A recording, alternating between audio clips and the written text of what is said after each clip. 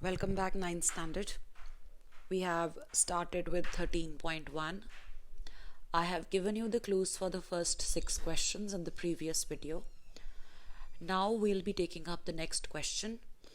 Question number 7. Let's take a quick look at the statement. Shanti Sweets stall was placing an order for making cardboard boxes for packing their sweets. 2 sizes of boxes were required. The bigger of dimensions 25 by 20 by 5 centimeters and the smaller of dimensions 15 centimeters by 12 centimeters by 5 centimeters. For all the overlaps, 5% of the total surface area is required extra. If we simply had to find out the material required or the cardboard required for making a box, we would have calculated the total surface area. But in this case, they are saying for the overlaps. Now, the overlaps are the edges or the lateral surfaces where the lid covers the sides of the box. If you have ever taken a look at a box which contains sweets, a regular traditional box, when you cover it with its lid, on the sides you see that the lid covers the lateral faces as overlapping faces. So if I had to simply show it with the diagram, I'll try assuming that this is the box and this has to be covered with the lid. So the lid actually would be overlapping on the sides, covering the top, the front, the back and the sides. So on the sides you can see we will have the lateral faces of the box below and the lateral faces of the lid. So this part is overlapped. On the lateral faces we have some extra material. For that, how much cardboard we need extra? This is what they have said. 5% of the total surface area is required extra.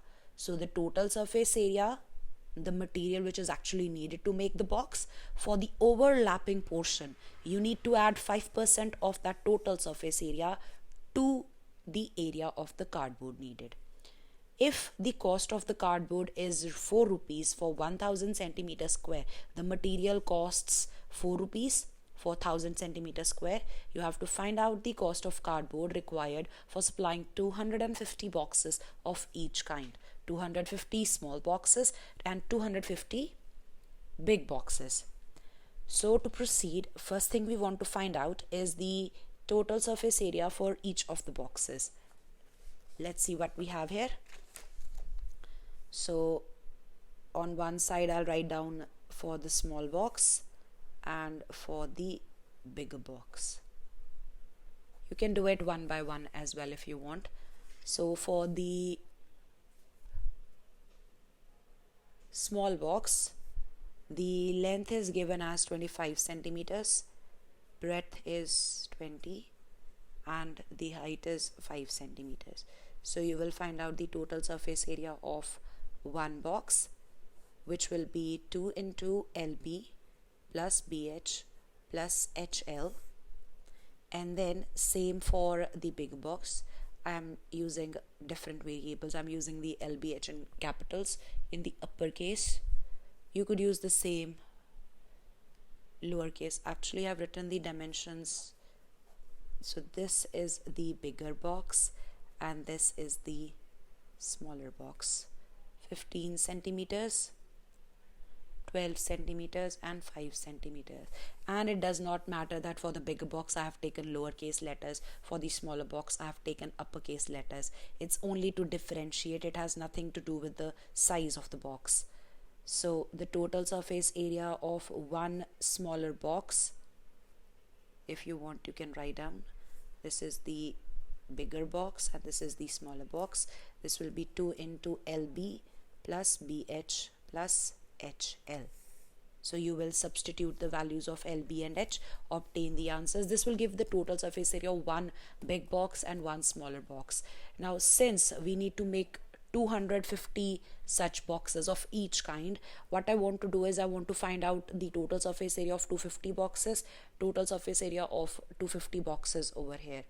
Then for the overlaps, I need to find out 5% extra.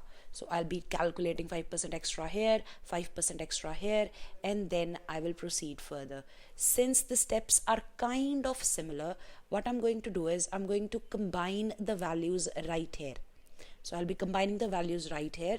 So total surface area of, so this is your step number 1. You find out the total surface area of one big box.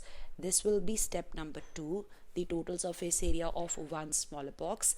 Then step number 3, what I'm going to do is I'm going to combine the total surface areas of one big box and one smaller box. So this will be added together.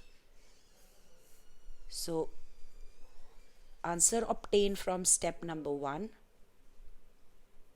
plus the answer obtained from step number 2. This is what you will have. This will be the answer for the step 3. Now I have the area for one bigger box and one smaller box. Step number 4 is to proceed from here for 250 boxes. Earlier, I would have to multiply each of these values separately. What I have done, I have put them together. I'll together multiply my answer with 250 just once. So this is distributive property. If I have to multiply two values with same number and then add them later, what I can do is I can add them first and then multiply later. So total surface area of 250 boxes will be equal to answer number 3 multiplied with 250. This will be given by answer. This will give me my answer number 4. Next step is to find out the material needed for the overlaps. So for overlaps, cardboard needed is 5% of the total surface area. So this will be 5% of answer number 4. This will be answer number 5. Then sixth step. So cardboard needed in all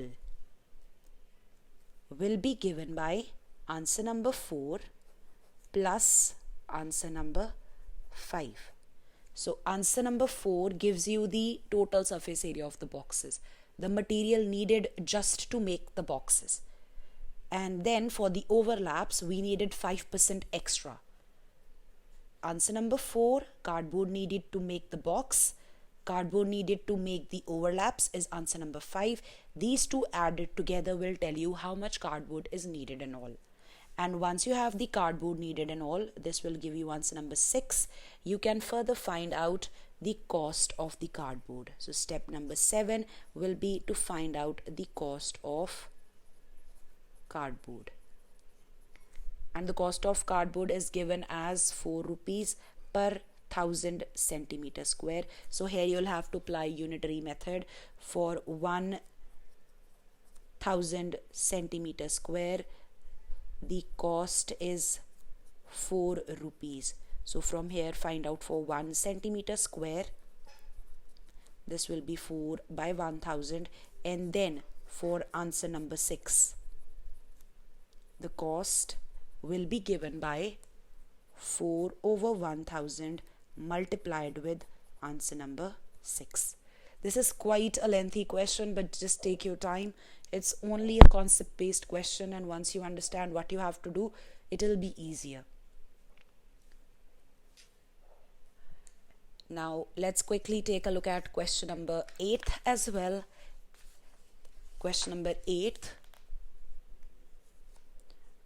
Parveen wanted to make a temporary shelter for her car by making a box-like structure with tarpaulin that covers all the four sides and top of the car, with the front face as a flap which can be rolled up. So they have described how the structure would be, and tarpaulin is a waterproof fabric that we use.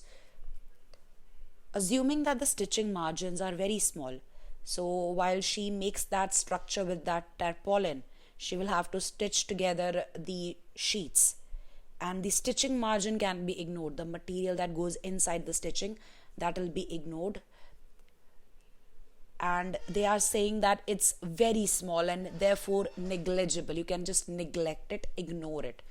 How much tarpaulin would be required to make the shelter of the height this with base dimensions 4 meters by 3 meters?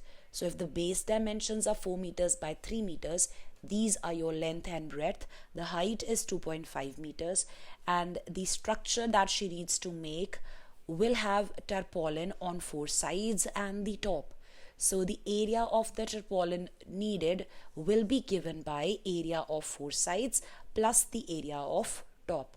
So this is how you will do. This is exactly like question number 2, where you had to find out the area of the 4 walls and the area of the ceiling, the area to be painted. So question number 8, what you will have, the area of tarpaulin needed will be given by, you can either take the total surface area minus the base area, this is one way, or what you can do, you can take the lateral surface area, which is the area of the 4 sides, plus the top area. So use any of the two and calculate your answer.